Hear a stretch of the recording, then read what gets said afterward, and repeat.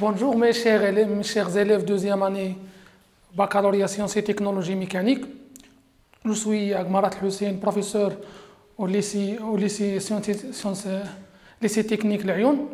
Je vous présente un cours très important dans votre programme du baccalauréat intitulé La mécanique des fluides. C'est la science des travaux dirigés, mais il m'apparaît très utile de commencer avec les notions de base de la mécanique de fluide.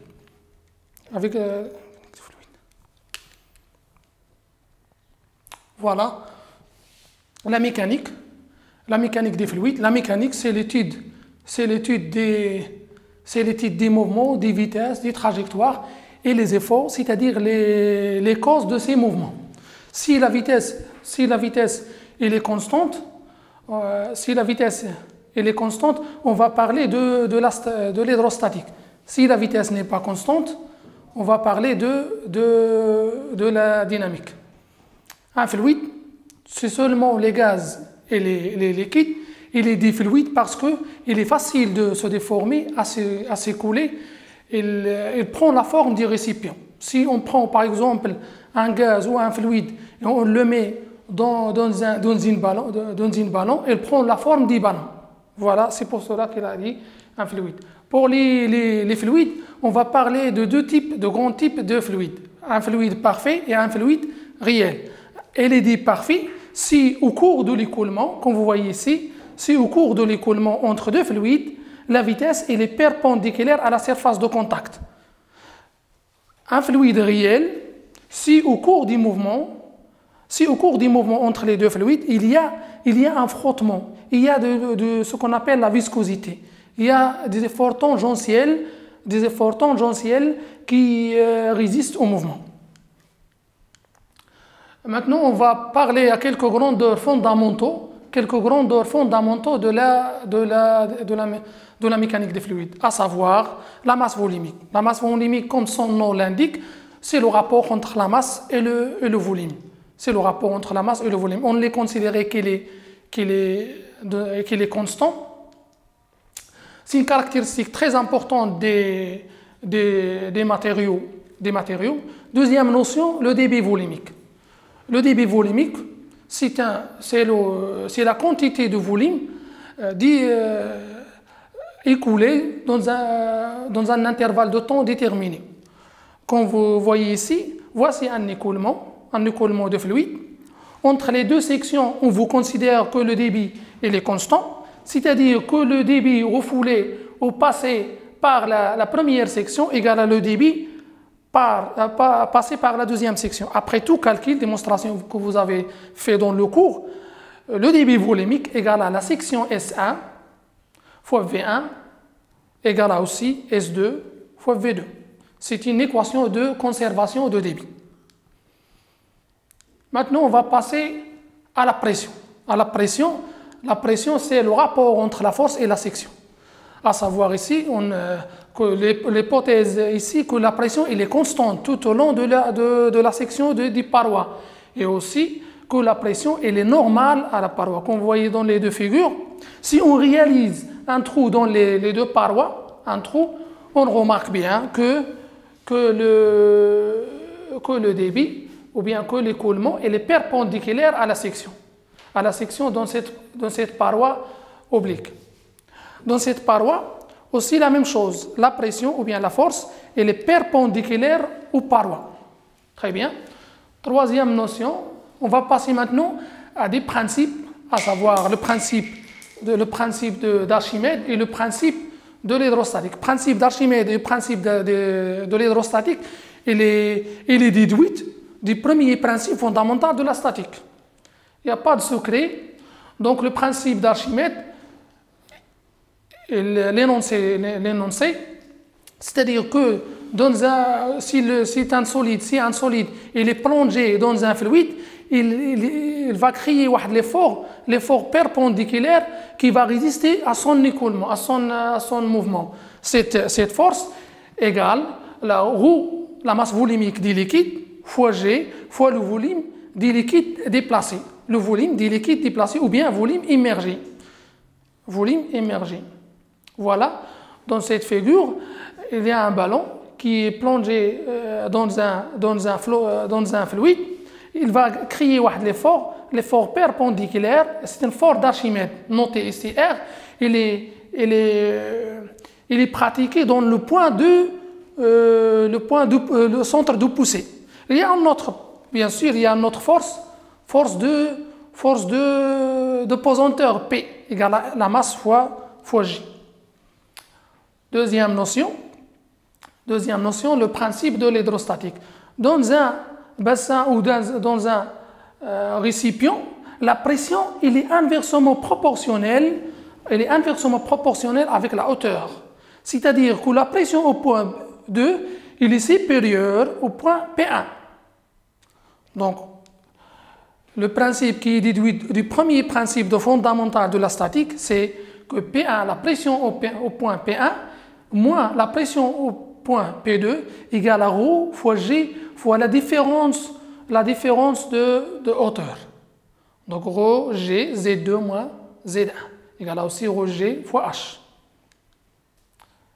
Maintenant, après cette introduction des notions de base de la mécanique des fluides, on va passer à traiter quelques exemples classiques de la mécanique des fluides.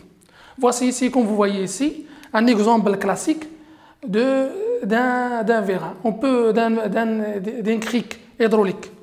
Le principe est le suivant. On exerce une petite force F1 ici à ce niveau-là, sur ce petit piston. À la sortie, on aura une grande force. L'objectif, c'est de soulever des charges très grandes ou bien dans des procédés de fabrication. On peut aussi l'utiliser dans l'estompage, la matrissage, des procédés très connus en matière de production. Donc les données, l'exercice est le suivant. La figure ci-dessous représente un cric hydraulique formé de deux pistons, piston 1 et piston 2, de sections circulaires. Elles ont des sections circulaires. Sous l'effet d'une action sur le levier 1, le piston 1 agit sur le fluide, une force FP1 sur le fluide, sur l'huile. Cette force, l'huile agit à son tour. Elle passe par cette conduite forcée, elle va créer une grande force ici. Donc FP appliqué au point 2 de l'huile sur le piston numéro 2. C'est l'objectif. L'objectif, on crée la force, une petite force ici. À la sortie, on aura une grande force. Très bien. Faites l'exercice chez vous. À votre avis, pour la première question, déterminez la pression au point PA, de l'huile au point A. De l'huile au point A. Qu'est-ce que vous pensez? Très bien. Puisqu'on a une force et une section, on peut déduire tout simplement la pression au point PA. Donc le principe de la pression au point A égale la pression au point A égale à la force le point A sur la section.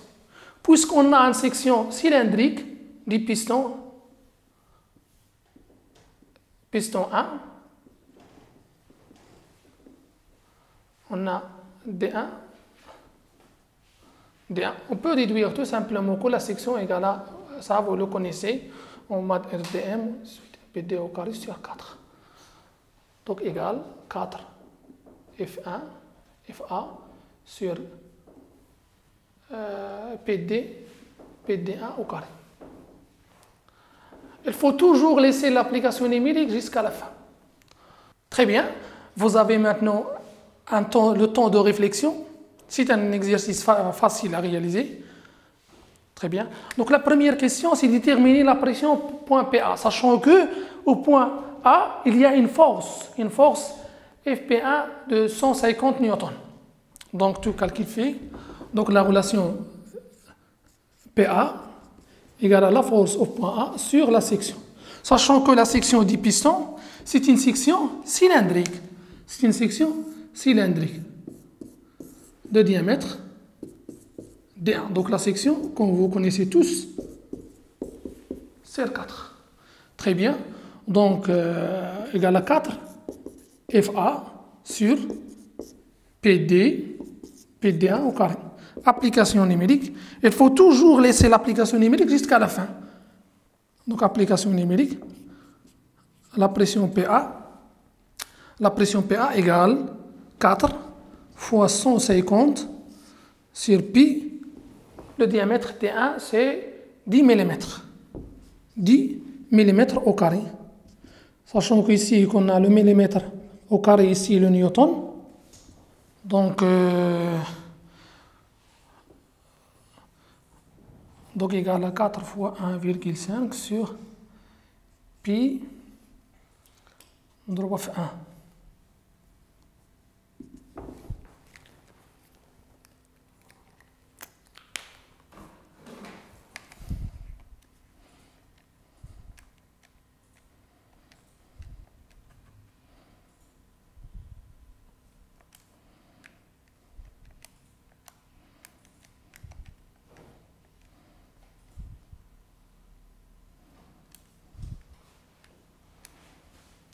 Égal à 1,9.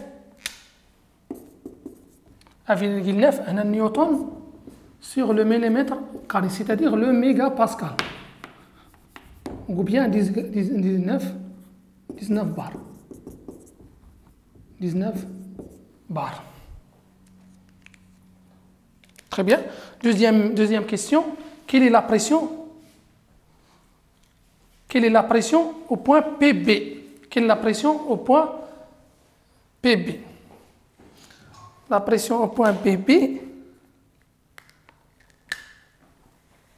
entre le point A et le point B, il y a un fluide. Donc, on va utiliser le principe de l'hydrostatique. Entre le point A et le point B, on va utiliser le principe de l'hydrostatique. Donc, deuxième mot, principe de l'hydrostatique.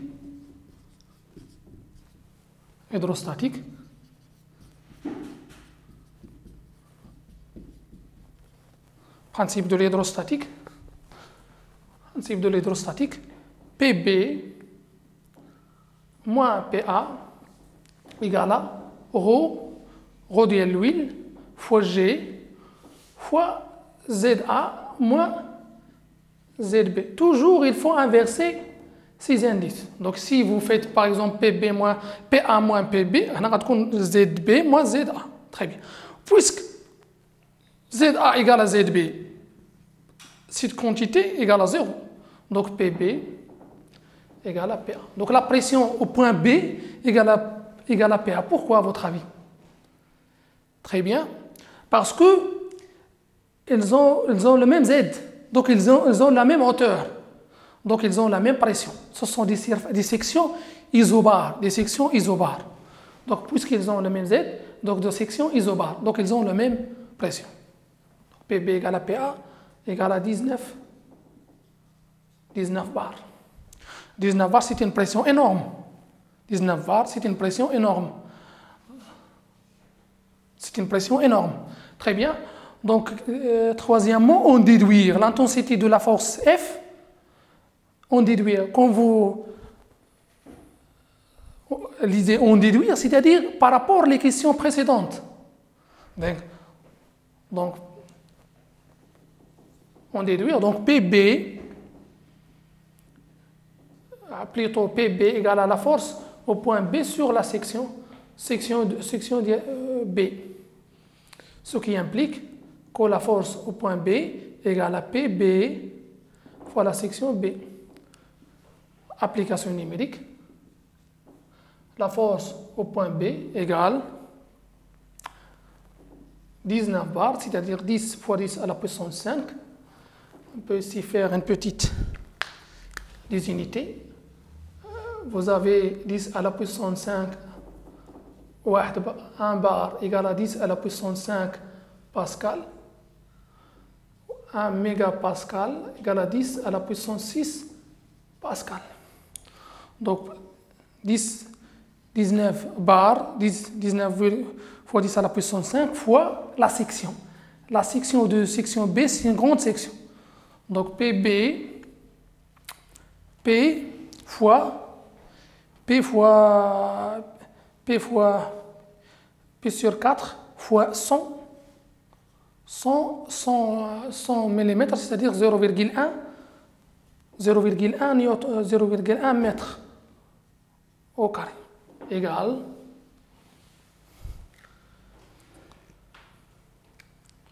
donc on a 0,1, c'est-à-dire 10 à la puissance moins 1. Donc 19 fois 10 à la puissance 5 fois pi sur 4 fois 10 à la puissance moins 2 égale 19 sur 4 fois pi fois 10 à la puissance 3. On fait l'application numérique, 19 sur 4 fois 19 fois pi divisé sur 4 égale à fois 10 à la puissance 3 égale à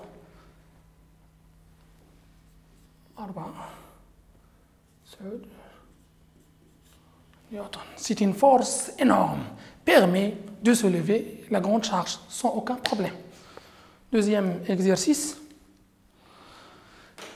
c'est un exercice d'un glace, exercice de principe d'Archimède. La glace à moins 10 degrés Celsius a une masse volumique, ρ de la glace, 995 kg par mètre cube. Un iceberg sphérique, voici l'iceberg, sphérique de 2000 tonnes flotte à la surface de l'eau. L'eau de mer a une masse volumique, ρ, égale à 1025 kg par mètre cube. Déterminer la fraction F du volume immergé, c'est-à-dire la fraction F du volume, c'est-à-dire le pourcentage de l'iceberg immergé dans l'eau de la mer. Si il est totalement immergé, F égale à combien? Égale à 100%. S'il est totalement immergé, F égale à 100%.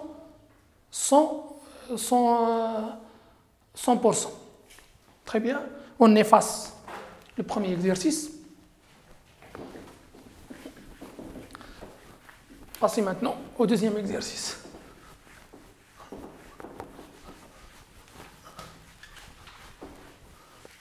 Passons maintenant à déterminer la fraction F du volume immergé. Donc, je fais ici un petit schéma. Voici la glace. Elle est immergée dans l'eau de la mer. L'eau de la mer. Cette glace, il est soumis à deux forces. Première force, c'est au point G, c'est le poids. C'est le poids P. Deuxième force, c'est une force d'Archimède. C'est une force d'Archimède qui est appliquée au point C. C'est un point de centre de poussée. Centre de poussée, il est dirigé vers le haut. Donc le principe fondamental de la statique appliqué à la glace égale à 0. Donc il y a P plus la force d'Archimède égale à 0. Donc première force, c'est la masse de la glace. Le poids égale à la masse de la glace fois G, porté par l'axe. L'axe, par exemple, de l'axe X, ou l'axe vertical, c'est l'axe Y. Donc, il va être dirigé vers le bas. Donc, moins mg porté par Y. Plus, la force d'Archimède, elle est portée vers le haut, égale à, comme on a vu dans la relation, égale à ρ du fluide. Le ρ de la fluide, c'est le ρ de l'eau de mer. Vous écrivez ρ de mer fois G fois le volume immergé. Porté par l'axe Y7, c'est la force d'Archimède. On a déjà fait ça dans le cours, dans le sein des cours. La force d'Archimède égale à ρ de fluide fois G fois le volume immergé. Jusqu'à maintenant, on n'a pas une information sur le volume immergé, égale à 0. On fait la projection sur Y. tout calcul fait, on a le volume immergé fois ρ de la mer fois G égale la masse de la glace. La masse de la glace égale à combien? La masse de la glace égale à la masse d'une quantité physique égale à ρ de la glace fois le volume total. Donc la masse de la glace égale à ρ de la glace fois le volume total fois G. On supprime les G. Donc le volume immergé sur le volume total égale à ρ de la glace sur ρ de la mer. هذه هي F. C'est-à-dire le pourcentage du volume immergé. Le pourcentage du volume immergé. Après tout calcul fait, on a les deux données. C'est un calcul ρ de la glace divisé sur ρ de la mer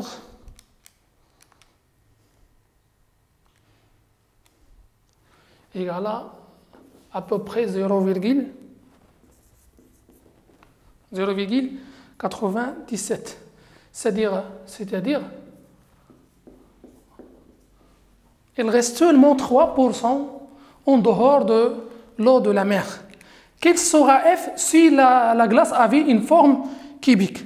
C'est une question assez directe qui nécessite seulement de faire l'attention. La formule de F, il dépend seulement de les deux masses volumiques, l'une de la glace et l'autre de la mer. Il ne dépend pas de la forme. Ici, quel sera F si la forme est cubique? N'a rien de sens. Donc il reste le même. Donc F, il ne dépend pas de la forme.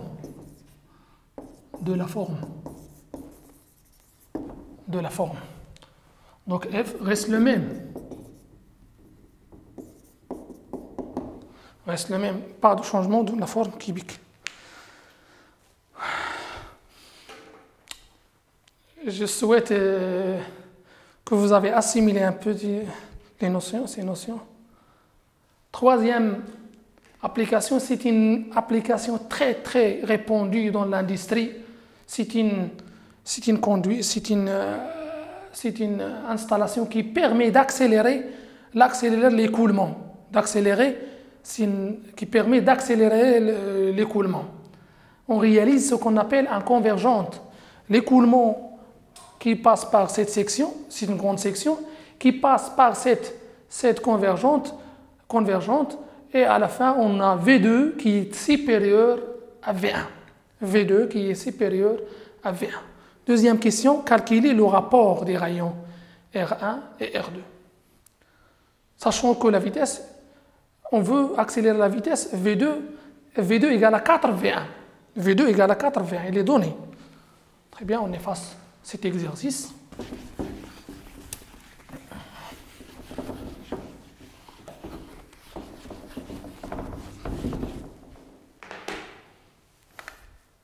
Puisqu'il s'agit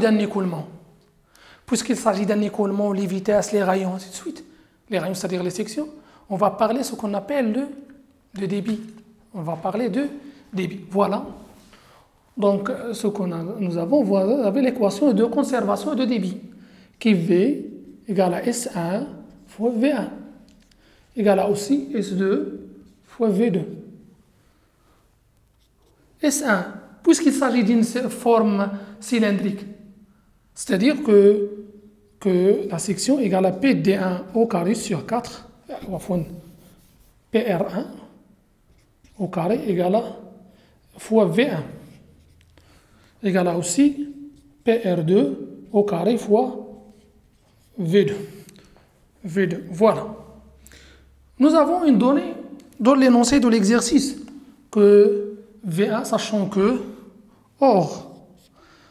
V2 égale à 4 V1. L'équation de débit, cette équation devient donc R1 sur R2, d'après cette équation, R1 sur R2, R1 sur R2 égale à, on peut appeler là, égale à V2 sur V1 avec 1 sur 2. Parce que ici nous avons égal, puisque V2 égale à 4 V1,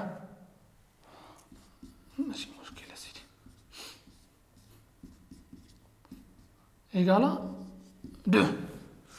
Pour réaliser que la vitesse V2 est supérieure à 4 fois V1, il faut que les rayons R1 est doit être deux fois supérieur à R2. Voilà, donc le rapport R1 sur R2 égale à 2. Deuxième, calculer R1 moins R2. Calculer R1 moins R2 en fonction de L de la géométrie. Voilà. On a, c'est une forme de géométrie tout simplement. On a cette convergente. Voici R1, voici R2. R1 moins R2, c'est-à-dire cette donnée. R1 moins R2, cette cote. On a ici un angle alpha. Un angle alpha. Ici, la longueur de la conduite convergente, L. Ici, c'est L. L. Voilà, c'est un calcul assez simple. Tangente alpha égale à cette cote sur celle-là. R1 moins R2 sur L. R1 moins R2 sur L égale, on veut R1 moins R2. R1 moins R2 égale à L tangente alpha. Application numérique, nous avons alpha, nous avons alpha qui égale à 1, donc ça compte tangente 15. Donc L égale à R1 moins R2 fois sur tangente alpha. Jusqu'au-là, donc vous pouvez faire une petite application numérique. Puisque R2 égale à 2, donc R1 égale à 2 de R1 moins R2, de R2 moins R2 sur tangente de 15 égale à R2 sur tangente 15. R2 c'est-à-dire 25 sur tangente 15. Toujours laisser l'application numérique jusqu'à la fin. 25 divisé sur tangente 15. Donc la longueur de la conduite égale à une virgule. Voilà, jusque-là, je souhaite que vous avez consolidé les connaissances requises pendant la séance des cours. Je vous souhaite une bonne chance et à la prochaine, Inch'Allah, pour la deuxième cours de la mécanique des fluides, la partie de l'hydrodynamique et avec la fameuse équation de Bernoulli. Bonne chance.